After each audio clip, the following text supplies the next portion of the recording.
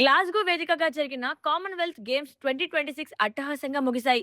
ఈ మెగా టోర్నీలో భారత్ అద్భుత ప్రదర్శనతో 13 స్వర్ణాలు సహా మొత్తం 39 పతకాలు సాధించి పట్టికలో 4వ స్థానంలో నిలిచింది. ఆస్ట్రేలియా 171 పతకాలతో అగ్రస్థానాన్ని కైవసం చేసుకుంది. తదుపరి 2030 కామన్వెల్త్ గేమ్స్ కు అహ్మదాబాద్ ఆతిథ్యం ఇవ్వనుంది. నేడు 11వ రోజు పార్లమెంట్ సమావేశాలు ప్రారంభం కానున్న నేపథ్యంలో పార్లమెంట్ ప్రాంగణంలో ప్రతిపక్ష పార్టీల ఫ్లోర్ లీడర్లు అత్యవసరంగా సమావేశమయ్యారు. సభలో అనుసరించాల్సిన ఉమ్మడి వ్యూహాలు మరియు ప్రజా సమస్యలపై ప్రభుత్వాన్ని నిలదీసే అంశాలపై ఈ భేటీలో చర్చిస్తున్నారు. కావేరీ నీటి విడుదల విషయంలో కర్ణాటక, తమిళనాడు రాష్ట్రాల మధ్య వివాదం మరోసారి ముదిరింది.